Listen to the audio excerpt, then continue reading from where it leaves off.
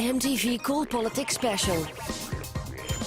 De Amerikaanse dominee en ex-presidentskandidaat Jesse Jackson gaat met politici en artiesten in debat over intolerante Nederlanders en asociale allochtonen. Hier is uw presentator, Farid Tabarki.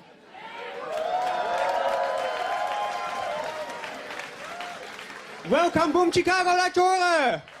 Yeah! I think we're going to have a great debate. Welcome so much to a new edition of MTV Coolpolitics. Tonight, all about identity and integration. That's what we're going to have to discuss. We have 4 great guests, so I will introduce them later on. But first, I'm going to introduce my co-host all the way from the United States of America, John Rosenfeld. Hi, John. How you doing? I'm okay. How are you? I'm well. Welcome to BoomChicago, everybody. John, you're originally from Chicago. Yep, that's right. Arrived in the Netherlands at '93. So, what does that make you then? Are you a Dutch American, an American Dutchman? It's a good question. I used to think of myself as an American who just doesn't speak Dutch as well as he should. Until this December 5th, when I watched my 3-year-old boy put on blackface to be Zwarte Piet for Santa Claus, and I thought, wow, I'm Dutch now. You're Dutch I'm now. Dutch okay, now. Okay. Yeah. John, you're going to be in the audience. If anybody has a question in the audience, they come to you, and you can have questions, comments, go up to John, and we're going to have a great debate about it. Perfect. John, thanks so much. You bet. First guest is a renowned debater of 4 seasons of MTV Coolpolitics. After being the right-wing activist of the liberal VVD in the Dutch parliament, he headed to the European Parliament. Today, he descended from the ivory towers of Brussels. Please give him a warm welcome to our comrade in combat, Hans van Balen.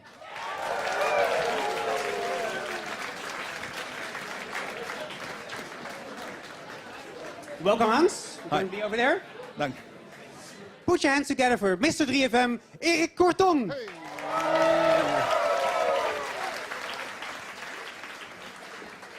Erik, welcome. Hi. This is your desk. Thank you. This author has one specific obsession. Born and raised in the rich part of Amsterdam, he just loves black women. His book, Alleen maar nette mensen, describes his search for a black booty. I wonder where this leads to in his debates. All black daddies, keep your daughter away, because here is Robert Vuijsje. Welcome, Robert. Your desk. And last, but certainly not least, he spent his life fighting for equality and humanity. He marched with Martin Luther King for African American rights. He ran for president, US president in 1984 and 1988. Barack Obama wouldn't be president without him.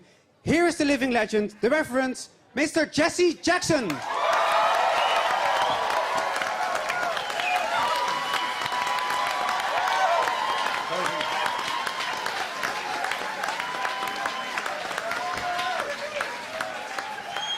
Good evening. Good evening.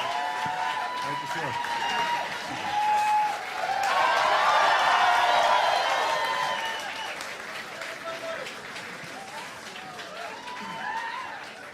Reverend Jackson. Good you're here. Very well welcome. Thanks so much.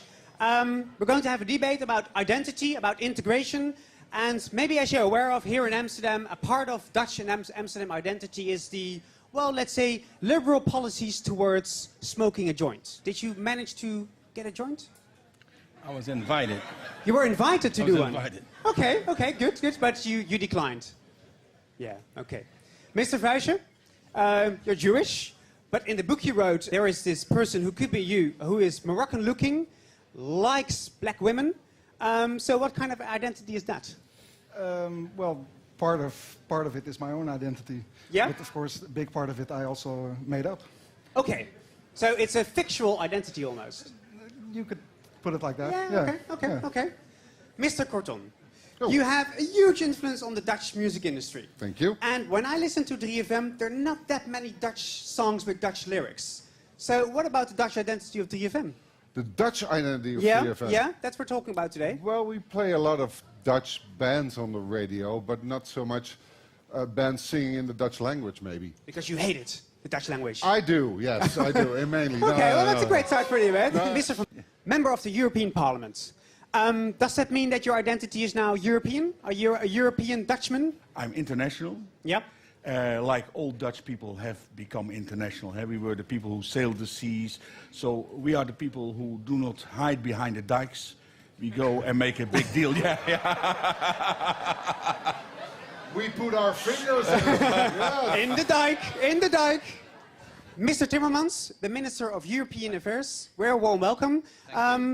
How about we're discussing identity tonight with our four distinguished guests and with you in the audience, and we'll come back and forth tonight. What's identity for you? Identity is the choice you have. It's who you want to be. It's not what other people tell you. It's who you want to be. Identity is stronger if you're prepared to look at the world through somebody else's eyes. Because it's only somebody else who can tell you who you are. And it's this combination about choosing who you want to be and respecting who the other sees in you. Okay, and what's your identity? What's your individual identity? I'm Dutch, and I'm from a very special province called Limburg, which makes me a very special person. Oh yes, a very special Limburg Dutch guy. Good. Reverend Jackson, let's start with you. What defines America? Human rights, human existence as a right. America is a multiracial, multicultural society. For too long, it saw one white male race supremacist society at the exclusion of women and people of color.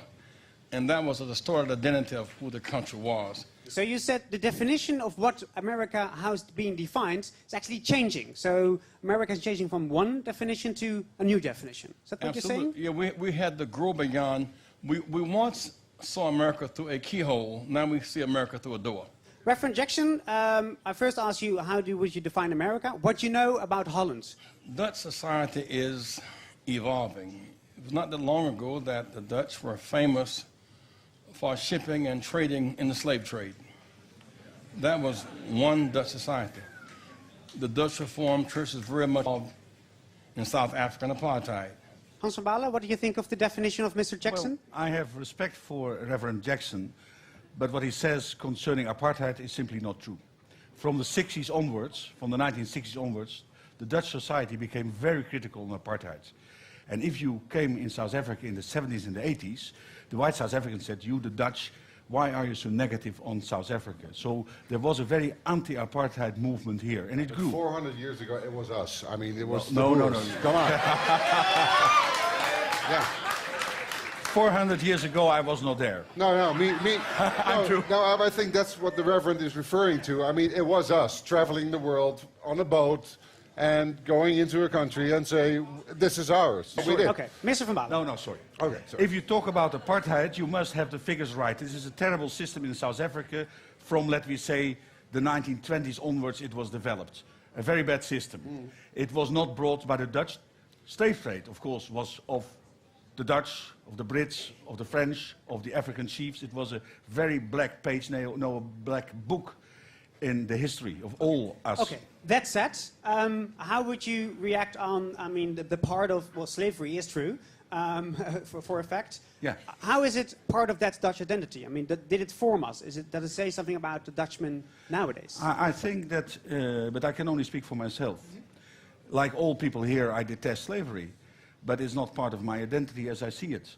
If I Suriname, which is a country I like, and I go both politically and privately, I always say, well, I was not a slave trader. You were not a slave. Let us just work as equals. Let us know the history. That is very important. Let us prevent that human rights are abolished again. That we should do together. Okay. History Reverend Jackson? Yeah. History did not start when you were born. No, that's also true. Now, I raise that not to demean anyone, but history is unbroken continuity.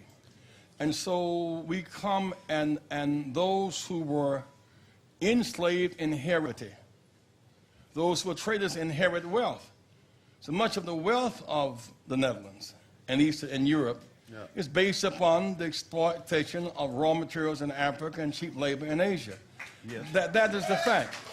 Now, we ought to be knowledgeable of that aware of it, and affirm it, not as a negative, but as a point of our growth and maturity. To deny it is to deny the truth, and the truth will set us free. Exactly. For me, it's the same thing. It's not. It's it's not part of my history, but it is a part of my heritage. I travel to Africa a lot because I work for the Dutch Red Cross as well, and people don't tell they detest what you've been doing 400 years ago, but you can feel it because it's been there for God knows how many years. So, and slowly things are changing. Slowly, hopefully, we're equaling out in our Western world with, let's say, worlds like Africa or Asia or whatever. But it's a very, very slow process. We've done a lot of harm in the past. I don't feel responsible for it because, it's my great-great-great-great-great-grandfather, but I feel the heritage. And if you know and if you feel that, then you can use it as a starting point to do things better. I have a question. I was born and raised in Holland. I've lived here for, 25 plus years anyway. And I was wondering, as a person just moving through society, born and raised here, feeling Dutch as Dutch feels, I don't know what that is. People keep calling me foreigner. How do I deal with that? Do I get mad? Do I get even? Do I just not get wary? What do I do? Do I take my rights? Do I wait until they're given to me? What do I do? Keep on stepping. Really, you cannot, do you get even or do you get ahead? If you start to get even, then you fall behind. When Jesus was on the cross doing his mission, some voice said, who was not even significant enough to have a name, if you are the Son of God, come down. Suppose he had come down to honor that voice, he couldn't have remained God. So sometimes there are voices that are designed, they in us, and they distract us. But I would say, maintain a focus on your mission. Keep your eyes on your prize and go forward by hope and not backwards by fear.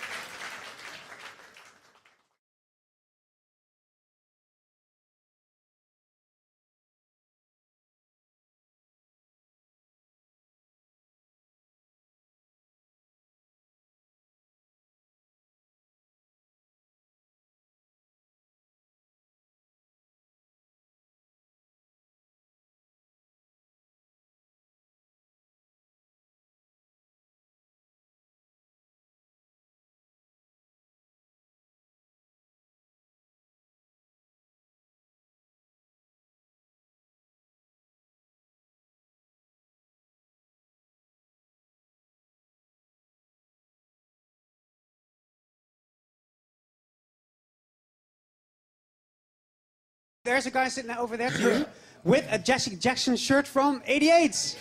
Yeah, the election campaign '88. What's your question? We've got a question. I have a question for Reverend Jesse Jackson. You can stand up straight. We'll sort this. Okay. What do you think about the fact that the people of America have chosen a black president? What will that be from influence on the identity of the Americans and for the rest of the world? Choosing Barack Obama represents our maturity. We did not always have the maturity to choose the best person. We chose the best white male. We did not choose women based upon gender, or did not choose somebody who was not Protestant, for example. Blacks didn't have the right to vote 44 years ago. To come from no right to vote to the White House in 44 years is a testimony not just of how bad we were, but how good we're becoming. Because this reminds me of a text message I got on election night when President Obama was elected from an American friend. And this is what it said. Rosa sat so that Martin could stand, so that Jesse could run, so that Barack can fly. And that tells a story for me. Yeah. Well, Reverend, can I ask you a question? Because it's been a very, very long journey and a very hard journey. Now he's there. He's the president at the moment. But within the year, in Congress, people are, his popularity is at the moment it's not going right. What will that mean for the future, for the journey that he has passed over the last God knows how many years? It means that It's one thing to campaign, Yeah. another thing to govern. Yeah. Because campaigning is exciting but not threatening to the arrangement. You want to challenge bankers making exorbitant profits and not lending. They kick back. I saw people in Washington with pictures of Barack Obama with a mustache and a swastika saying, I mean, what is that all about? He's trying to do good. I mean, it doesn't... There is a meanness that we have to fight.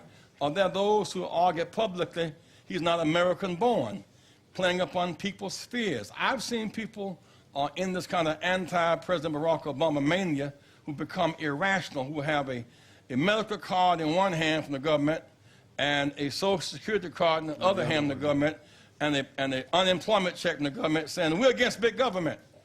And everything they got is a strong central government. There's another question from the audience.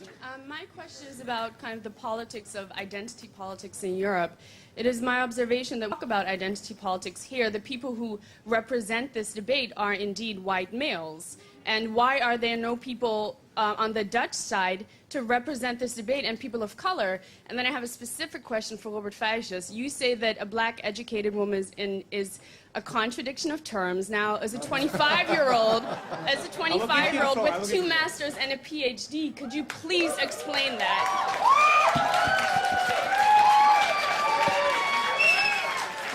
Robert Feijers. Yeah. I think you misread the book. It was now, but there are people. One at a time. One at a time. Two things that you're misplacing. If somebody says a novel that I wrote, that doesn't automatically mean that's what I think and what I say should be. Why does the character in your book, who is out on this quest to find an educated black woman who's still, hot pussy, why does your character set out to do this in a way that seems very realistic, in a way that has Dutch politicians saying things like, I never knew this was happening in my own city? Well, whatever the Dutch politician says, that's not, I mean, that's whatever they say. But you have to understand that the novel that I wrote is about people being confused about the multicultural society. So that the main character in the book is also confused. And that's what the whole book is about. And if you don't understand that this is a confused person, because the novel is about confusion, then you didn't get the whole novel. We should not hide away from problems, and we should accept that people who have our passport, whatever their background, color, or whatever they have, are here to stay. And if we accept that, and if we accept indeed that it is only 1 or 2 generations, we should look at opportunities, we should look at housing, at education, we should look at work, and we should also be proud that this is possible. So I say, let's be relaxed and don't be too tight. A lot of people who see only the problems are too tight, too fed up. The media projects us in maybe dead the ways every day.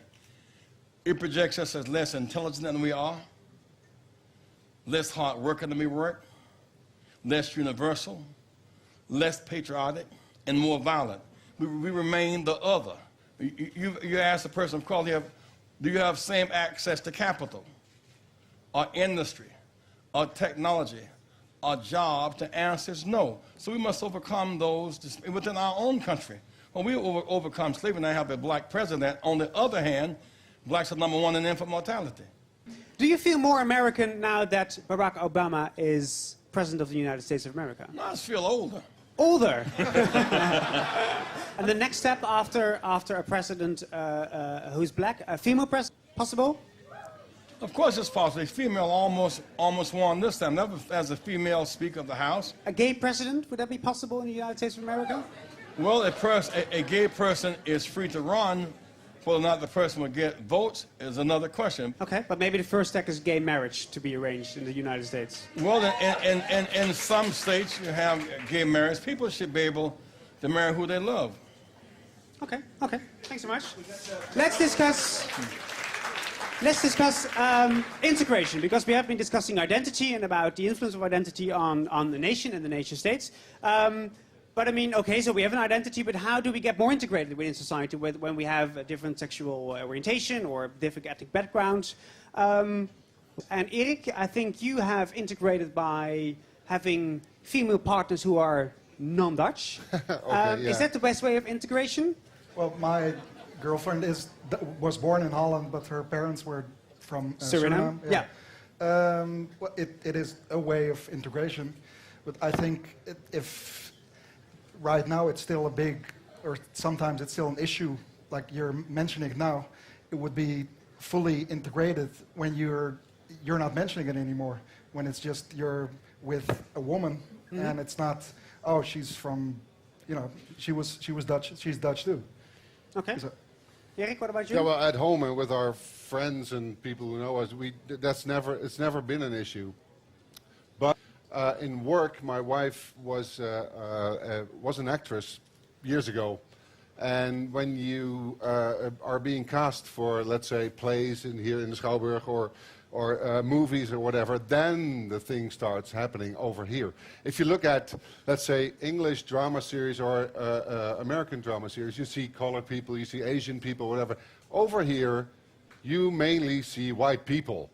And when they have a color, either they're Moroccan or from Suriname or whatever, they're the bad guy or the one you should look after because he's stealing your fucking bike. I mean, no, but that's still a thing. So that was the time when I was talking to my wife about, and when I looked at her, and I thought, oh yeah, you have a collar. You know, those are the moments that she is, and she was very sad about that. Now she's working for radio, so you don't see her.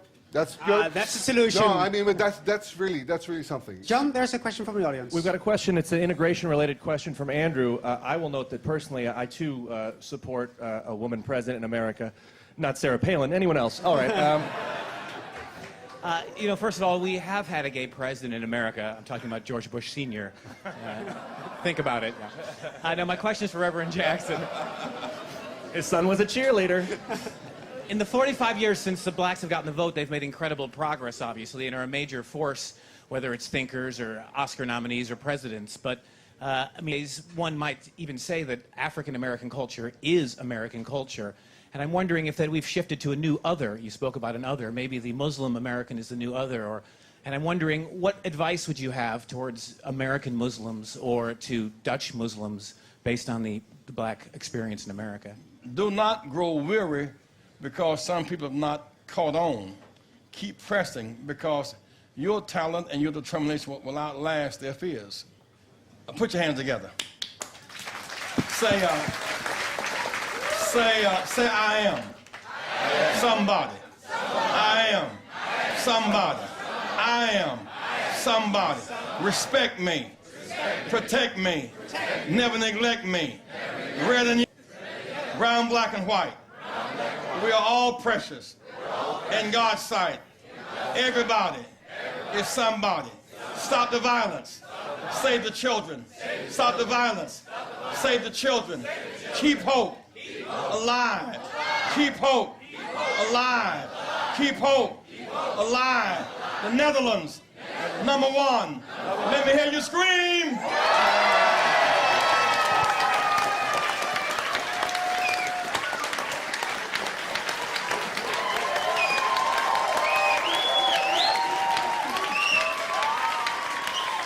Please give a warm applause for Reverend Jackson, for Robert Farid, for Hans van Baalen, Erik Bertol. Thanks so much for watching MTV Coolpolitics. See you next time.